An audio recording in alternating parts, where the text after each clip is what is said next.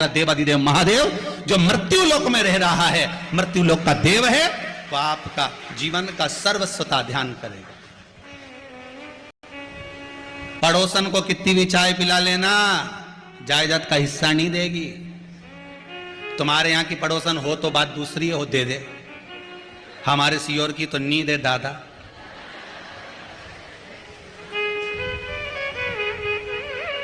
पड़ोसन को कितना भी तुम चाय पिला लो, चाहे रोटी खिला लो, चाहे कितना भी पांव दबा लो, चाहे कितनी भी धोख लगा लो, चाहे कितना भी जा जाकर उसको प्रणाम कर लो, वो अपनी जायदाद का हिस्सा नहीं देगी।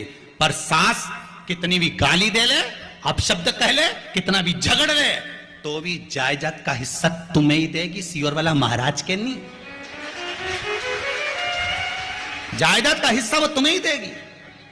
चाहे कितना भी झगड़ लो, कितना भी लड़ लो, कितना भी परेशान कर लो, पर सांस देगी तो तुम्हें ही देगी, उसके सिवाय किसी को नहीं दे सकती। भले वो जाके वृद्धाश्रम में रह लेगी, पर जायदाद अरे जम के तो बोलो, तुम्हें ही देगी।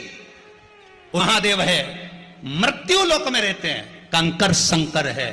तुम चाहे किसी को भी भज लो, पर अंतिम समय में साथ यही देगा। जब दुख आएगा शिव खड़ा मिलेगा, जब कष्ट आएगा शंकर सामने मिलेगा, दुख कटेगा।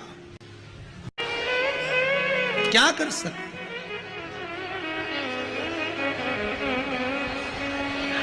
महाराज काल करे भी तो क्या करेगा?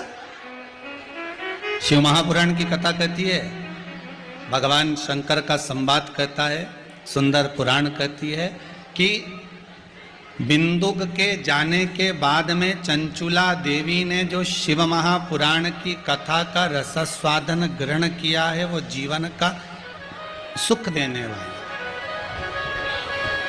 क्या देने वाला है? सुख देने वाला। अगर चंचुला देवी ने, और किस लिए सुन रही है चंचुला देवी, कि मेरा पति जो प्रेत योनि में पड़ा है, उस प्रेत योनि से छूट जाए, उस प्रेत योनि से मुक्त हो जाए।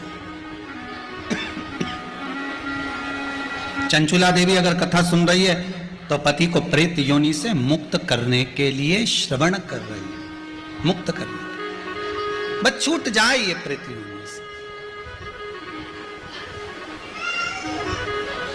एक बात हमेशा ध्यान रखिए, अपने जीवन में उतार कर रखिएगा, यदि आप भगवान की भक्ति में लगे हुए, सार्थकता जीवन की एक सार्थक।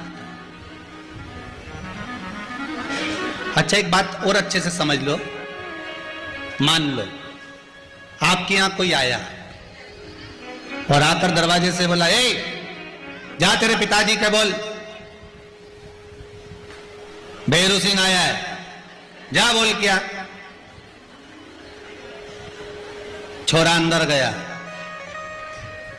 और अंदर जाकर वापिस बाहर आकर बोला, पिताजी अभी नहीं मिलेंगे, अखबार पढ़ रहे हैं।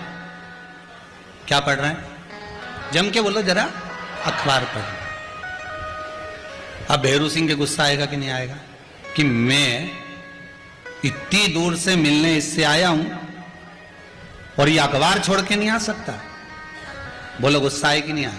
तुम भी किसी के यहां जाओ और तुम जाकर के जरा अंदर जाके बोलो तुम्हारे पापा से कि मिलने आए, और अंदर से आके बोले अभी अखबार पढ़ना नहीं मिलना, अभी अखबार पढ़ रहा है, वो नहीं आ रहा है बाहर। तो इसने फिर कहा, जा जाकर बोल करा तेरे पिताजी को। फिर वो गया, पापा पिताजी, पिताजी बोले बोल दे अखबार पढ़ रहे हैं। ये फिर आ गया,